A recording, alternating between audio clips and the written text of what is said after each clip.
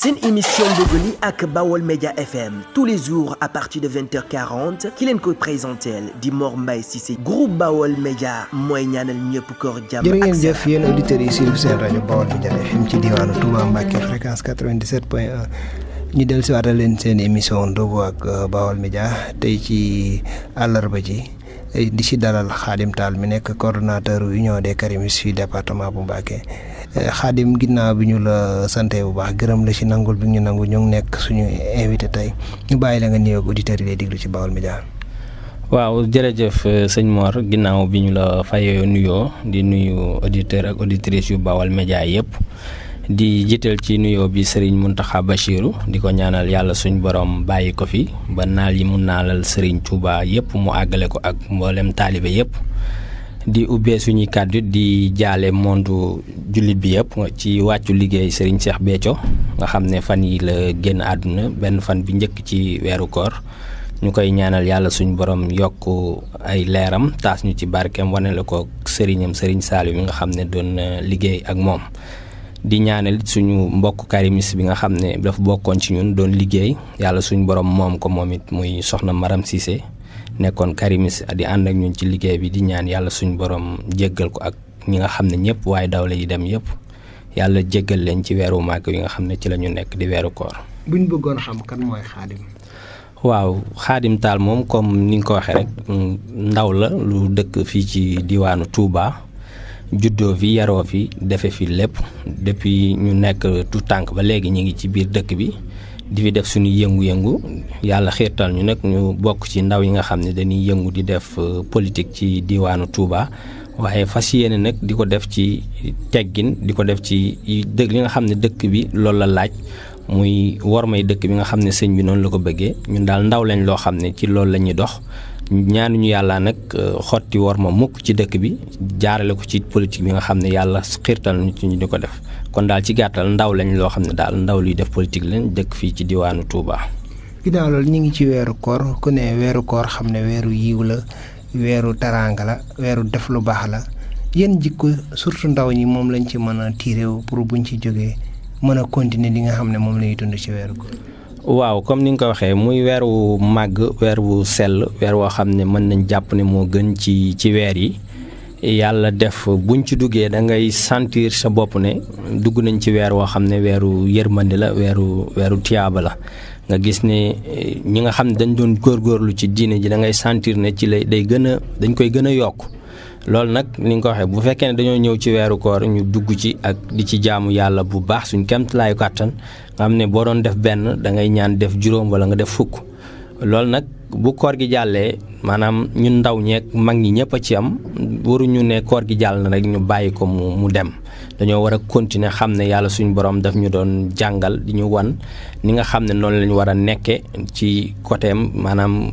suñu diggante ak moom góorgóorlu ci yi nga xam ne ay digle yoo xam ne suñu borom digle na ko ndax weeru koor ñëpp gis nañ ne ndaw ñi dañuy fonk julli fonk di jàng alxuraan di jàng xasaayit yooyu yëpp nag su fekkee ne def nañ ci 1 mois yoo xam ne góorgóorlu nañ ci su 1 mois yi jàllee rek war nañ gën a góorgóorlu ci fukki weer ak benn yi nga xam ne mu ngi waat suñ kanam fas yéene lañ doon def ci weeru koor gi suñu waxalee dëgg duñ mën lépp à 100% waaye ñu def ci suñ kemtulaay kàttan ba nga xam ne danañ jëlee dara daal ne jàngate nañ ci weeru koor yi nga xam ne génn nañ ci yokkute gu am solo goo xam ne continuer nañ ko bi nga xam ne weer wi jàll na ci jàmm. voilà sëñ Khadim yéen karimis yi nan ngeen di dundee weeru koor yi. waaw comme niñ daan dundee ak weer yëpp waaye li ma wax sànq rek dañuy gën a. gis nañ ne weeru koor politique du am yu ci bari dañuy def ay actes sociaux ak yu ci bari yooyu noonu. waaw weeru tiyaaba la weeru jàmm la weeru def lu baax la su fekkee ne fukki weer ak benn yaa ngi ci sa bopp di def say activité politique ak say activité bopp yoo xam ne yow la concerné suñ ñëwee ci weer boo xam ne suñ borom daf ci digle ñu gën ci góorgóorlu ci jaamu yàlla. dafay gën activités yi nga xam ne yëpp yaa ngi ko doon def ci fukki weer yi ak benn nga wàññi ko maanaam wakkeerlu ci suñu borom wéetal suñu borom kennal suñu borom ba nga xam ne weer wi di nga sentir sa bopp ne dëgg-dëgg jaamu naa ci yàlla jaamu goo xam ne di ñaan yàlla suñu borom nangul ñu koor ndax koor nekkul loo xam ne lu yomb la lu metti la kon soo ci nekkee war nga ko jox àq maanaam jaayante ci guddi ak bëccëg di def digle suñu borom ba nga xam ne suñu génnee ci weer wi da nga sentir sa bopp ne weer wi kat def naa ci loo xam ne moom ci rafet njort ci suñu borom daal ne def nañ li nga xam ne lépp waroon nañ ko def ci weeru koor gi. social nag ni nga ko waxee mu nekk loo xam ne muy weeru koor ak budul weeru koor ñun karimis yi dañ ciy dox bu baax a baax waaye nag su weeru koor gi ñëwee lépp loo xam ne dañ ko doon def benn dañuy jéem pour def ko ñett ba ñeent ba juróom ba nga xam ne fa suñ kemtalaay kàttan yam daal ñu jéem ko def pour gën a jege askan wi ci côté social ndax social lu am solo la te suñ bopp rek lay delluwaat ndax suñuy mbokk lañ ko jox wala ñu bokk ci ñun. Khadim yaay coordinateur mboolem mouvement yi jàppal tànk Karim Wade ci département bi seen mouvement bi nag tolloon na temps bruit bi foo toll karimis yi mais à un certain moment donné kenn déggatu leen lan moo xew ci lan moo waral celaaral bi. waaw comme niñ ko seetloo rek xam nga dañoo jëmoon ci ay élections ñu dem 7 ans mën nañu wax juróom-ñaari at yoo xam ne ñu ngi àndoon ak suñu candidat di le président Karim Meïssa Wade di liggéey bu mucc ayib amoon gëm-gëmu ne danañu bokk ci élection yi nga xam ne lépp lu ñu waroon a def daal def nañ ko ba ñu demee ba ci cëppaandaw rek gis nga ak ni régime bi def ñu ay kale suñu candidat ba li nga xam ne lépp doon nañ ko liggéey ci at yu baree bay. nan la leen def est-ce que déception la ci yéen. waaw mën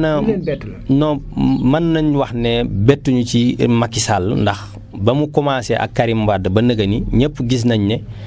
lim doon tenté lépp mooy Karim Wade bu mu bokk ci élection présidentielle 2019 loolu ñun doon nañ ko gis moom xam ne lépp loo xam ne Macky Sall yëkkati na ko teg rek soo xoolee ba ci biir da nga gis ne pour empêcher Karim Wade ba du doon candidat moo ko tax a jóg waaye ñun loolu taxuñu woon a deltu ginnaaw taxuñu woon a bàyyi ndax gëm-gëm lañ amoon que ne ak lu man di am ñun suñu candidat dina bokk ci élection yi moo taxoon suñuy activité suñuy yëngu-yëngu lépp ñu ko daan def ci jamono buñ ko war a defee lépp lu mu laaj def nañ ko mooy mu laajoon yëpp def nañ ko waaye bañ demee ba cëppaandaw li yàlla suñu borom dogal mënuñu ci dara ay jaam lañ dañ koy nangu bëggoon nañ bokk yàlla def ne bokkuñu teewul nag ñu ngi continuer di nekk suñuy activité di liggéey waajal yi nga xam ne mu ngi wàcc suñ kanam ba buñ ci àggee man ci bokk incha allah. mais itam est-ce que mouvement Karimis yi ampleur bi ñu amoon ñu ngi koy am ba ngeen ci département yi parce que gis nañ ay responsable taxaw ne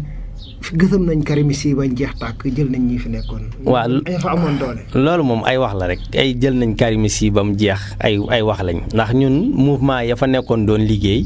tey ña nga continuer di liggéey ak ñun gis ñu fi benn mouvement Karimis boo xam ne. moom xarit ne jaar na fi faxas na Karimis yi fa amoon doole yëpp kii rek la fa bàyyi président. non day wax ne mën na wax ne am na ay éléments yu mu jël te éléments yi mu jël. est-ce que ñoom jëloon du cerveau yi parce que am na ñu taxaw ñoom Aliou Diagne ak ñooñu ne ñoom ñoo nekkoon cerveau bi ci bari ñoom ñoo ko. Aliou Diagne fan la nekkee cerveau Aliou Diagne ban poste la yoroon ci union des Karimis bi nga xam ne moo yore coordination Karimis yi ci département bi yëpp Aliou Diagne lan la fa yoroon. ndax ñun man mii di wax ak yow maay coordonnateur bi suñu présidente tey ma nga fa di soxna Khady Fall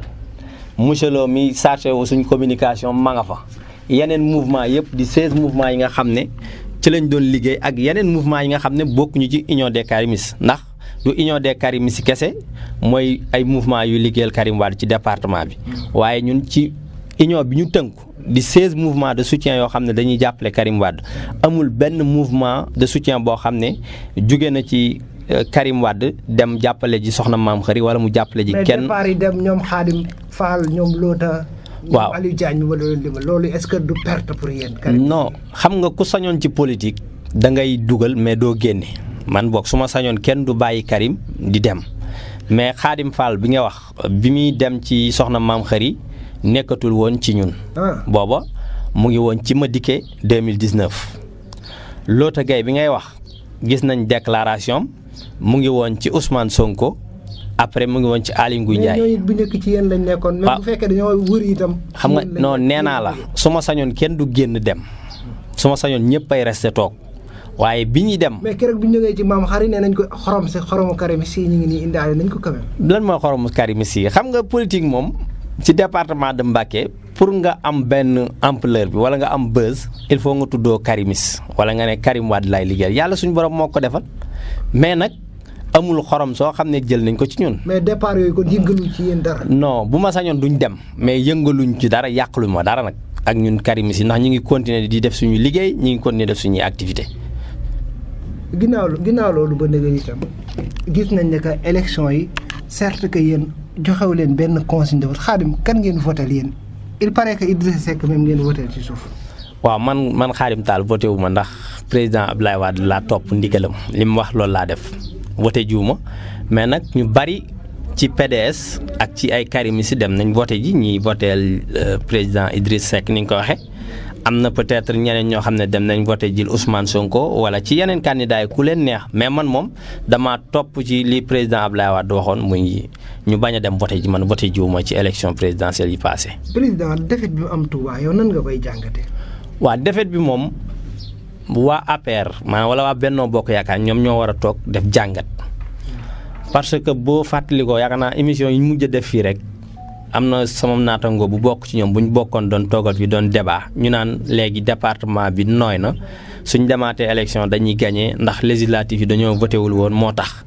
nit ki soo koy liggéeyal da nga koy wax li nekk ci dëkk bi li nekk ci département bi mais su fekkee ne da ngay dem di wax président naan ko fee mokk na fee nooy na da ngay gagné élection yu ñëw ñu gagné la nga indi benn teg ne lii moo tee ñu gagné su yàggee président danaan ñii liggéeyuñ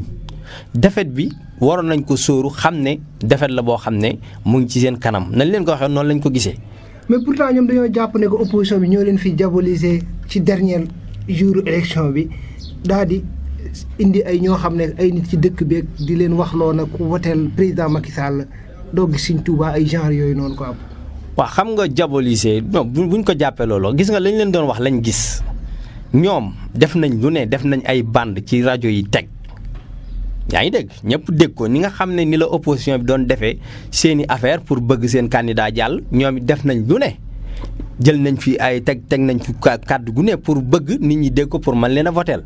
kon opposition bi ñoom it dañ doon def seeni campagne pour fexe naka la ñuy def ba convaincre askan wi nga xam ne ñoo dëkk fii ci département bi ñu voteel ko mais li ma la wax rek chaque élection bu ñëwee bu jàllee rek dinañ ne lii moo tee Macky Sall gagné lii moo tee Macky Sall gagné. mais est-ce que président mérité woon na défaite yi mu fi am vu que réalisation yi nga xam ne que waa APR yi nee na def na fi ko fi ci dëkk bi ak milliards yi mu fi injecté. waaw xam nga li nga wax rek waa APR nee na def nañ ko ci dëkk bi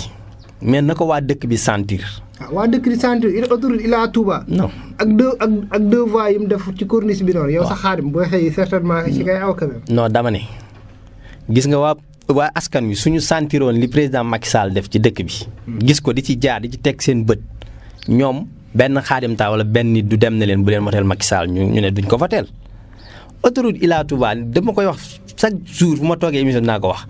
man infrastructure du ma wax ne baaxul mais lépp loo gis priorité dafa am te boo waxalee yàlla xam ne askan wi yeewoo ci Touba. lan mooy priorité askanu Touba. Touba demal ci quartier périphérique yi ñi ngi am jafe-jafe. am tali yoo xam ne am na foofu boo duggoon zone Sam bi ay mbusoo bi yooyu yëpp dañoo am jafe-jafe tali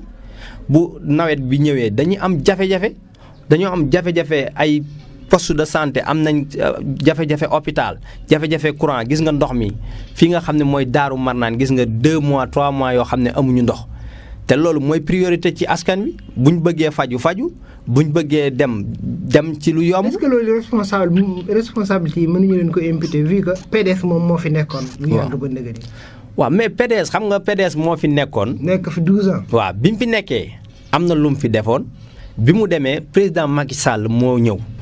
li may wax ne politique dañoo war a. mais itam est-ce que Ndar xëy na sotti. waaw quand même en 7 ans président mën na fee réaliser loolu lépp vu que Touba ay dëkk bu mag la quand même. waaw mais dama ne 7 ans yi nga xam ne def na ko fi. su maanaam li ñuy wax naan def nañ ko Touba suñ ko fi defoon président Macky Sall mënul ñàkk Touba juróom-ñaari at bay dugg ci 5 ans yi nga xam ne mooy yi mu jëm ndax président hôpital niveau 3 ak kaddu ballo ji usine de recyclage bi. hôpital bi ñu dem élection jaar nga fa ay seng nga fa nekk hôpital ba population bi gisuñu ko nee naa la ay wax la loo xam ne àggul fenn maanaam dañ naan. def nañ hôpital def nañ nangam mais tey dugal nañ ko ci mbënd mi nag. liñ ne dugal nañ ko ci mais teewul tey la askan wi gën a am jafe-jafe ci bu nawet bi ñëwee. mbënd mi gis nga nawet bi jàll askanu Touba jafe-jafe yi nga xam ne doon nañ ko jànkonteel ci mbënn mi kon yooyu ngay wax dañ naan wax nañ ne def nañ nangam mais askan wi population bi sentiruñ ko ne loolu def nañ ko ci dëkk bi wala boog ay milliards yu ñu tudd la ci ay chiffres mën na bari nga koy dégg mais nit ñi sentiruñ ko nit ñi buñ sentiroon ne dañoo am jafe-jafe assainissement bu tawee dañuy génn seen kër yi nga ñëw dimbali leen ñu jóge ci ñi ñàkk yoon nga wutal leen yoon ñi soxla hôpital nga defal leen hôpital ñi soxla yoon am yoon ñooñu tey benn Xaadim du toog rek nekk ci rajo bi di wax naan bu leen voteel Macky Sall duñ ko voteel. mais Xaadim yow bu may dégg say kàddu ngay wax comme si que ñaari Touba moo am parce que ak responsable APR yi bu ñu nee président di wax ne président li fi def kenn mësu ko fee def ci surtout que seen campagne bi li ñu doon def wax ci seen caravane yi yëpp di ko listé ak yow li ngay wax nii day mel ni que ñaari Touba la. waaw xam nga ñun dañuy def politique muy parti au pouvoir muy ñun opposition bi. mais ñun ñëpp am na koo xam ne nag moo ñu ëpp kàddu di askan wi ñi yeewoo ci dëkk bi tey mën na ma toog ci rajo bi nga jox ma wax xëccal sama bopp fa ma paar fi ma féete tey nga indi waa Benno Bokk Yaakaar wala waa APR kenn toog fi nga wax ko mu taggal boppam ba mu rafet mais boo demee ci askan wi nga xam ne nag ñun moom la ñuy waxal ñun ci askan wi la ñuy wax ñoom soo leen laajee man mi wax ak waa Benno Bokk Yaakaar mi wax soo leen laajee dinañ la wax ne la ñaari wax ñun bii moo ci dëgg. mais lan la Touba jëriñoo donc ci nguuru Macky Sall lan la ciy jëriñoo. comme. lan la ciy jëriñoo comme en terme d'infrastructure wala loo xam ne que Touba jëriñoo na ko ci nguuru Macky Sall. man de laa wax su ma tey jii su ma doon conseiller waa Benno Bokk Yaakaar ñu dem toog ak président Macky Sall jël jafe-jafe yi dëkk bi. tegal ko Macky Sall xool ñu ne ko lii ak lii mooy jafe-jafe Touba ndox mi jafe-jafe la yoon yi jafe-jafe la hôpital jafe-jafe la yooyu yëpp nag tey su ci président Macky Sall liggéeyoon li nga xam ne war na ko ci liggéey wala mu commencé ci loo xam ne askan wi danañ gis ne lii Macky Sall commencé na ko pour jafe-jafe askan wi su boobaa population bu Touba dinañ jàpp président Macky Sall comme président yi fi jaar yëpp ni ñu daan gañee Touba ndax waa Touba amuñu intérêt ne jëmmi Macky Sall lañ bañ tey jii ni fi Senghor defoon Abdou Diouf def ko fi Abdoulaye Wade def ko fi ku ci nekk def ko fi su ko ñenn ci yéen da ngeen koy wax ne président Macky Sall bu fi defoon or ci dëkk bi itam du fi gagné parce que waa Touba bëgg. non man du ma wax loolu ndax président la dañ ko fee teg pour mu liggéeyal Sénégal tey bu liggéeyalee Sénégal bu liggéeyalee Touba ñun waa Touba ñoo ciy jariñu man du ma nekk naan bu président nekkoon def ne or ak yooyu population bi ñoo ci waxal seen bopp man benn kàddu laa am muy bi may waxee su ma gisee loo xam ne nag lu mu war a defu ko su ma toogee dama koy wax mais du ma waxal population bi yëpp ne bu président Macky Sall ñëwoon def Touba comme or su boobaa waa Touba duñ ko fa teel su ma waxee loolu wax naa loo xam ne nekkul lu leer man su ma toogee di wax damay wax loo xam ne lu ma gëm la wax loo xam ne loolu la ma gis. jërë ngeen jëf yéen auditeurs yi topp seen rajo Baol Média FM ñu leen di fàttali ne ni ngi déglu seen émission Ndogu ak Baol Média tey ci talaata ji tey ci àllarba ji autant pour moi ñu si dalal Khadim Tall coordonnateur union des Karimis si département de Mbacké Khadim Karim chaque instant ngeen doon wax naan Karim dina ñëw à la fin ba ci àgg déggatuñ Karim est-ce que jàppale ne Karim moom politique moom jeexal na ci puisque raté na vol bi mu war na dugg. non jeexal na raté na vol bi mu waroon dugg. parce que gars yi nee na Karim amul fit parce que dafa war na ñëw affronter réalité sur le terrain mais toog Qatar di envoyer message WhatsApp rek. non Karim Wade ndaka jekk dafa bëgg a ñëw pour liggéeyal Sénégal te ba léegi ci loolu la nekk. élection présidentielle 2019 benn élection la comme élection yi jàll ak yi ñëw yëpp maanaam waruñu ne Karim Wade pare na ci Sénégal waratul mën a mi ngi dooral bëgg a laaj mësul bokk ci bii la bëggoon a bokk régime bi fi nekk teg na ay gàllankoor def na ay mbiram ba Karim Wade bokku ci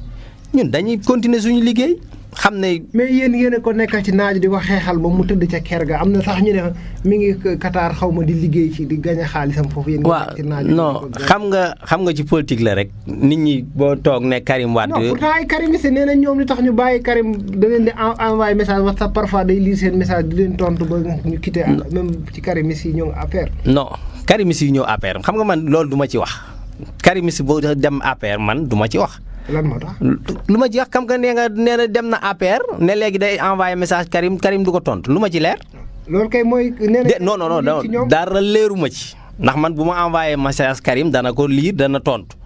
dina ma woo dina wax ak man kon Karimisi bi nga xam ne nee nga Karimisi la. dem lan la Karim wax ci élection yi lan bu nga ko laajee ci élection yi. élection lan la xalaatam wala laajoo ko. non laaju ma ko ci ndax secrétaire généralu parti bi di président Abdoulaye Wade mu ngi Sénégal Karim Wade candidat la woon ñu doon liggéey ci pour mu nekk suñu candidat ñu ànd ak moom. xanaa bu élection yi jàllee yow yaa nekkoon doon coordonné affaire yi fii au moins xanaa dina duñ ko ci defal benn résumé bu ndaw. non dama ne xam nga résumé bi président Wade mu ngi Sénégal parti démocratique sénégalais ki ko jiite mu ngi Sénégal ñi ci yor ay ndombay tànk yëpp ñu ngi Sénégal Karim Wade candidat la ci woon ci élection présidentielle 2019 ci loolu lañ doon liggéey def nañ suñ kéemtalaay kàttan pour mu bokk. président Macky Sall ak gouvernement am fexe nañ ba Karim Wade bokkul teewul ñun dañuy continuer suñu liggéey boobu nga xam ne ñu ngi ko doon def mais li ci am solo ba am ci solo mooy parti bi mu ngi fi président Wade mu ngi fi installé wu na ba pare ñu ngi ci koor gi ñu ngi ñaan ñu génn ci ak jàmm ak salaam bu ko defee li ci des parti bi nga xam ne mooy le parti démocratique Sénégal ñëpp xam ko ñoom dinañu daje dinañ toog waxtaan jël suñu position yu leer nañ continuer suñu liggéey. pourquoi Karim bëgg sukkandi lépp ci papaam xam ne mag la présentement au lieu que moom mu ñëw mëneel boppam le combat quand même. parce que gis nañ ay naataangoom ay Barthélémy Dias ñoom dañoo ñafe ba nga xam ne que liñ gagné seen mairie ñoom ñoo ko gagné seen bopp pourquoi pas moom mu ñëw wàcc sur le terrain affronté ko. mais ñooñu nga wax kenn bokku ci Karim Wade Karim Wade bi président Macky Sall faloo benn at la toog ñu jàpp Karim Wade tëj ci kaso bi. boobu ba léegi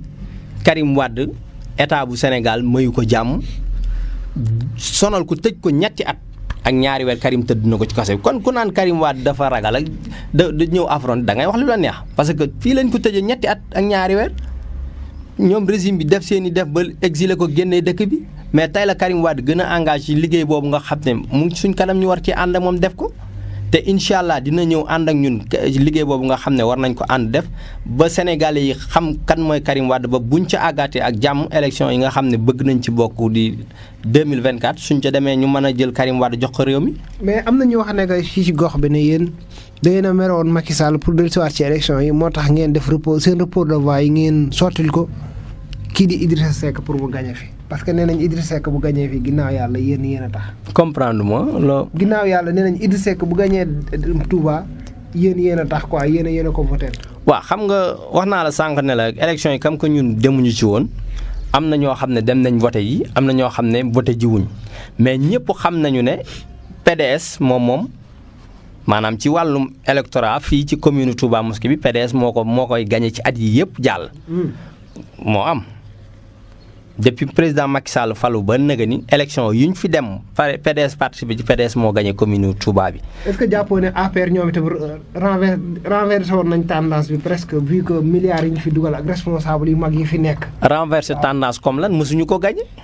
mais responsable yi ren APR campagne bi fi campagne est-ce que mas ngaa gis ñu campagne fekk ñoom. am xarit ñoom Abdou buñ campagne 100% deful dara amul dara lum def parce que taxul leen a gagné. buñ ci dépassé ay milliards it gañewuñ. ñoom lan moo ci nekk seen part de responsable ci défaite bi selon vous. défaite bi mooy li ma waxoon sànq nañ toog ñoom ñu waxtaan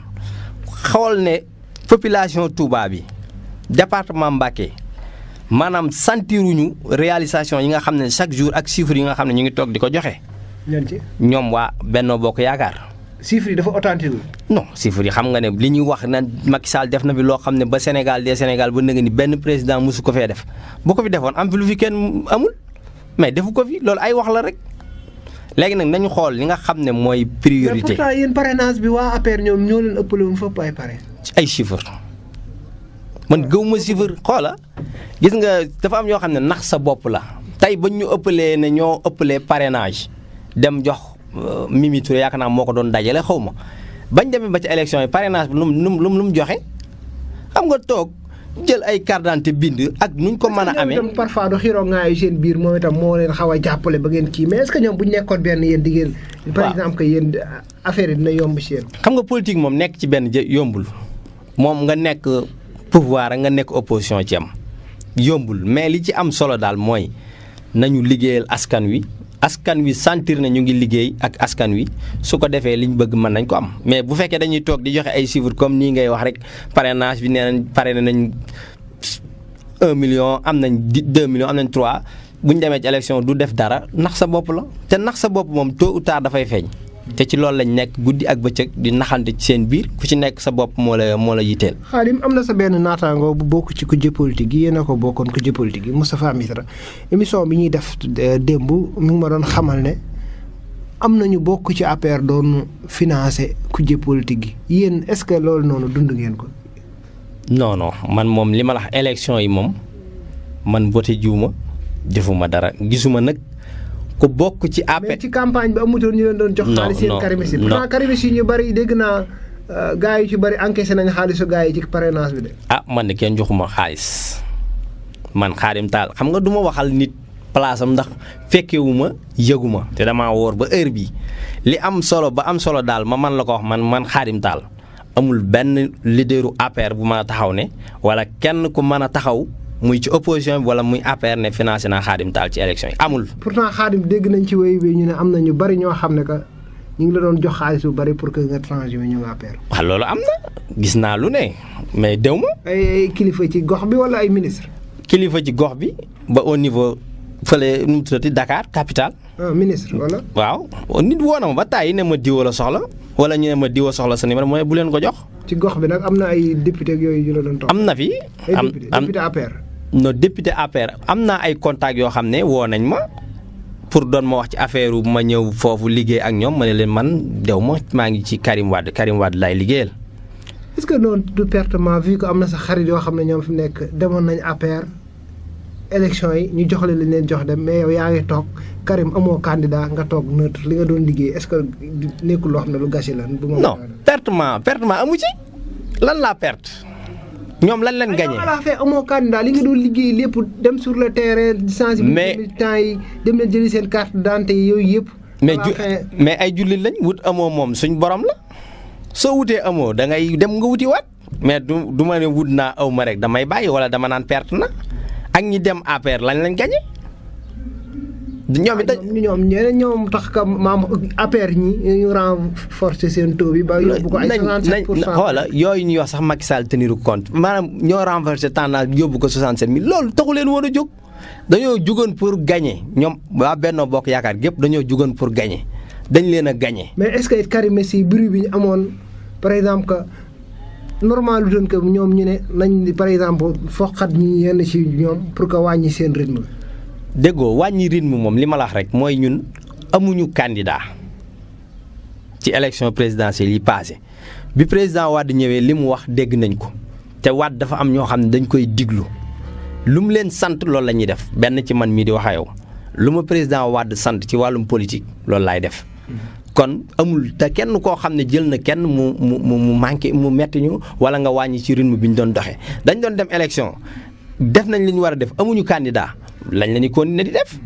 ñi ne woon candidat kay dem nañ campagne dem nañ élection bi ñu installé président ak léegi yàggagul motagul yaakaar naa 2 mois wala 3 mois kon ñun amuñu fi lu ñuy wàññi wala lu ñuy yokk. Khadim lan moo nekk seen taxawaay ci élection locale yi yéen karimistes yi.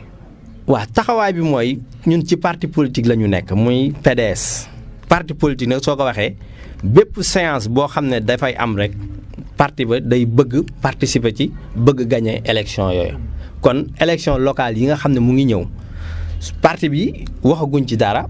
mais jàpp nañ ne dinañu ci dem li am solo daal mooy ñun ñu ngi liggéey boo xam ne tey buñ nañu woon suba la président Wade joxe ndigal ñun pare nañ pour def la nga xam ne noonu mais au niveau local am na ñu bari ñoo xam ne que conseil départemental bi yitteel na la est-ce que yow yitteel na la. waaw dinañu yitteel ndax ndaw lañ di def politique. donc candidat nga ci conseil départemental bi. waaw bëgg nañ nekk candidat. incha allah. lan moo la motiver ba nga ne da ngay nekk candidat ci.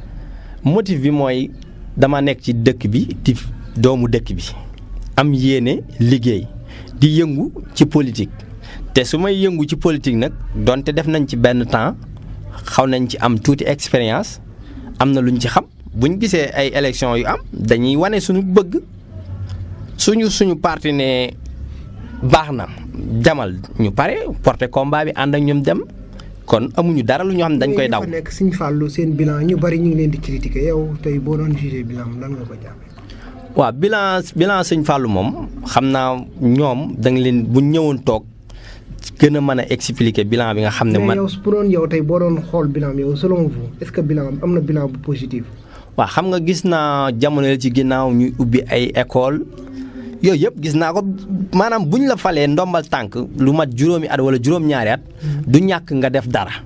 mais ndax la nga def doy na askan wi wala doyu leen loolu moom buñ ca àggaatee ak jàmm ba élection yi am ñoom population bi danañ wane ne ñoom def nañ loo xam ne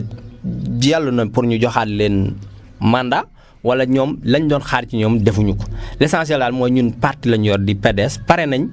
pour élection locale yi ñu dem ci jàmmaarloog bépp candidat bu taxaw suñu kanam fas yéene gagné pour gën a liggéeyal département bi nga xam ne ci la ñu dëkk di département de Mbacké. Touba yi gis nañ ne que maire bi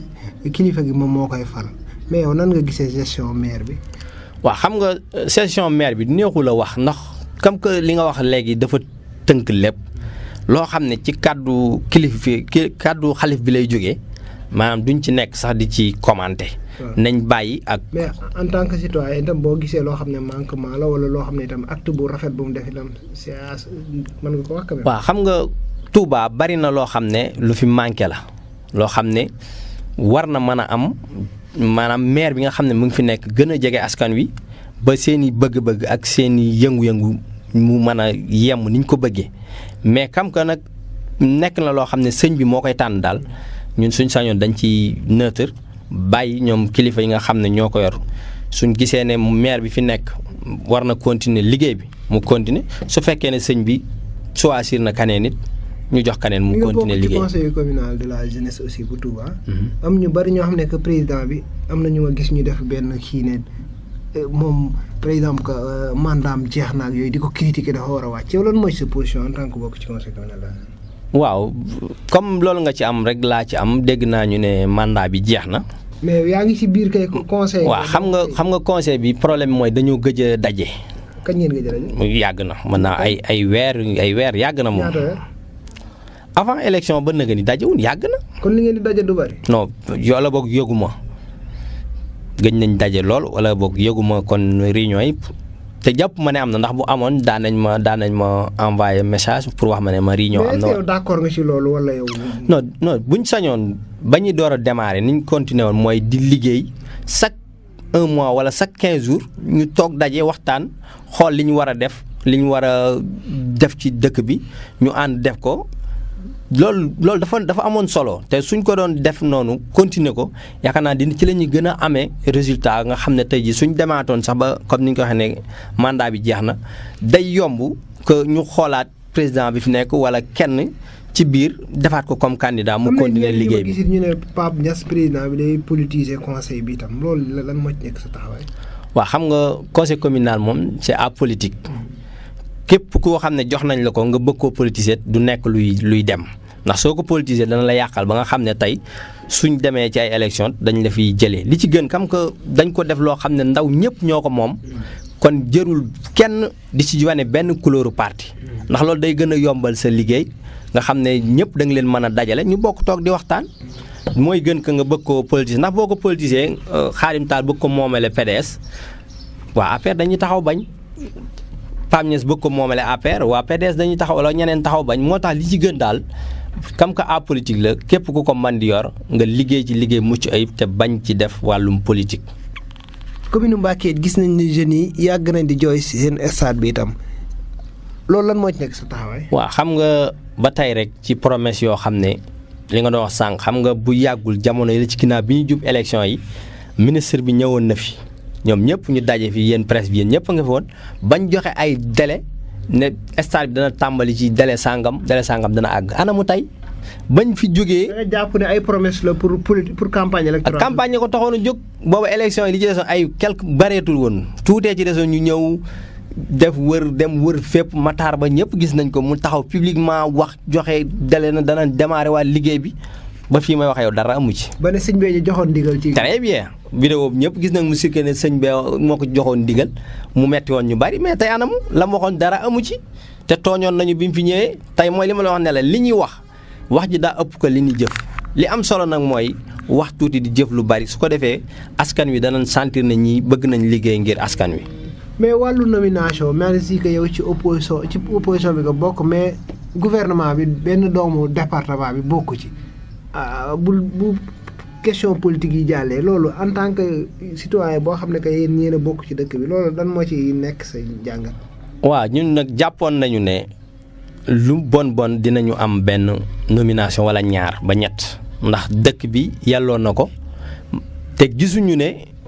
kenn nominé nañ ko Macky Sall jël na ko ci département moo xam que ñi nekk ci benn ba wala kaneen loolu nag day wane ne mooy li ma la wax sànq ne la booy nax sa njiit mën na dem ba jëlal la ci mer mën nañ jàpp ne président day fayonto wala dafa mer moo ko tax jëlu fi kenn nommé la mais dañ ko doon ñaan mu nommé kenn ci département bi wala fii ci commune Touba bi ndax yàlla na dëkk bi toll nañ noonu te am na ñoo xam ne am nañ njàng mi pour nekk ay directeur wala nekk ay ministre wala. pourtant gis nañ Aminata Tall bi nekkoon conseil économique social et environnemental jëlee nañ ko fi moom itam tey. waaw liir naa ko ci internet bi ñu ne jëlee nañ ko fi waaye ñun daal li ñu gënoon mooy ci doomi département bi doomi Touba yi am ñoo xam ne président jëloon na leen nommé leen doon nañu gënal. mais est-ce que doomu département yi fi yor ay nomination par exemple ñaari directeur Gallo Ba Sojib ak Abdoulaye Cruz est-ce que ñoom askanu ndaw ñi sentir nañ ci seen bopp def wàllu recrutement wala liñ man ñi ngi ciy jàppale ndaw yi yeneen ak yeneen ñi ciy man quoi jàppale ndaw yi. waaw man nag gisuma ne ndaw ñi sentir nañ ci seen bopp gisuma ko. su ma ko gisee ci ñaar ñooñu nga wax. Gallo ak Abdoulaye Cruz xam nga tey bu fekkoon ne ndaw ñi maanaam jeunesse bi ni mu baree sentir nañ seen bopp ci seen direction yi nga xam ne mi ngi ñu yore tey doon na gën a yombal seen liggéey ci département bi mais ñàkk sentir ko bu baax moo tax que ba tey la ma la waxoon rek bu ñu demee ci ay séance dañuy am jafe-jafe pour jox Macky Sall résultat loolu lépp nag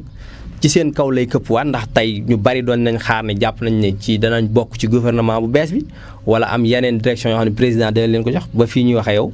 dara amagu ci. ginnaaw loolu itam député département bi que ça soit que ñu bokk ci opposition wala pouvoir nan nga gisee seen taxawaay assemblée est-ce que ñu ngi kaasal département bi réellement. waaw loolu moom ñëpp gis nañ ko muy député yi nga xam ne ñu ngi ci opposition bi ku ci mel ne président sëñ Cheikh Bara Dolly Cheikh Abdou ñoom soxna Assou Mbacké ñoom Baye Moustapha Diop ñëpp gis nañ taxawaay bu am solo bi nga xam ne ña ngi koy def ci assemblée bi waxuma sax ñi dëkk ci département de Mbacké mais ñi dëkk ci région yi ñëpp dañuy rafetlu maanaam taxawaay bi nga xam ne ña ngi ko fay. ña ngi ko affaire yi jàpp ne député opposition ñoom xuloo xastante rek lañ fa nekk ñoom Cheikh Abdou ak ñoom. waaw xam nga loolu lépp politique rek la maanaam ñoom dañuy gis ne député yi nga xam ne dañoo bokk ci opposition bi di opposé di wax li nga xam ne lañ war def ak li ñu warut def ñoom dañuy jàpp ne dañoo ñëw pour contre ñoom tey dootuñu gis askan wi ndax da ngay gis nañu député bu taxaw ne moom député Macky Sall la député askan wi.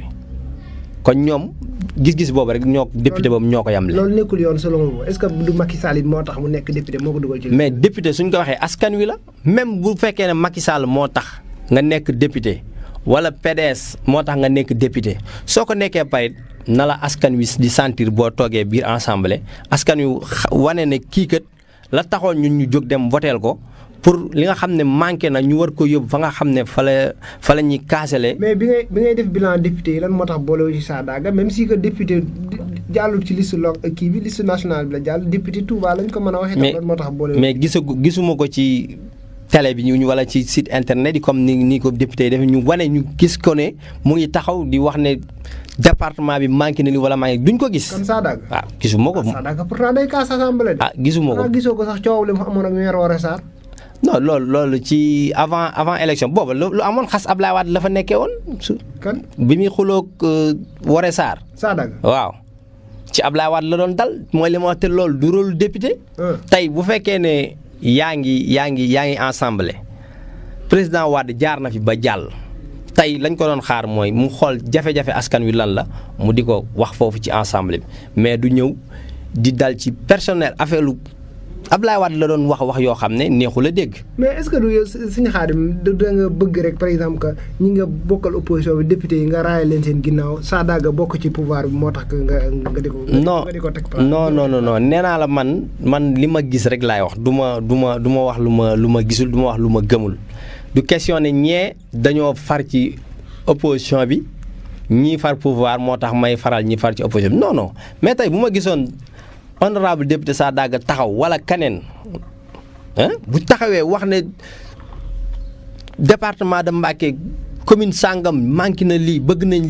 lii su boobaa dañ koy wax ndax ñun la ko waxal mais su ma ko gisuti nag mënuma ne gis naa ko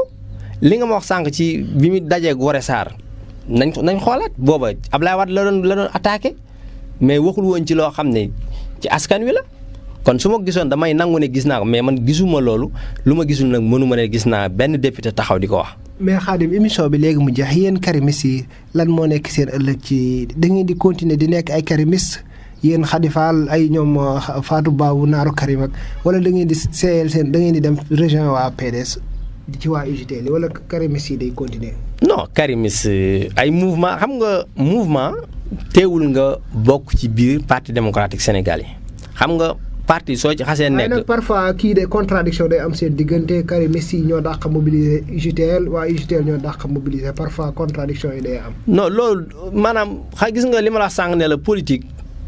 concurrence mënu ciy ñàkk. même ba ci biir parti bi gisoon nañ daaw ndaje bu ngeen amoon daaw ci xiiro nga ca la pëcc xoola jeexe. non comme du UJTL ak mouvement karimis yi. karimis yi lañ wax ne ñoo ko yàq. yéen lañ wax ne yéen indi seen i gars yi mais xam nga non karimis du dañoo ñëw ne ñoo UJTL dañoo am problème. mais waa PDS booba délégation bi jógee woon Dakar ak waa département bi ñoo am problème mais du karimis yi ak UJTL ñoo am problème mouvement day loo xam ne dafa autonome tey soo nekkee ci mouvement di liggéey dafay yombal sa liggéey que boo bëggee maanaam di xam ndax parti bi dafa am ay règlement tey am na yoo xam ne sañoo di jóg di dem di ko defi wala ngay wax te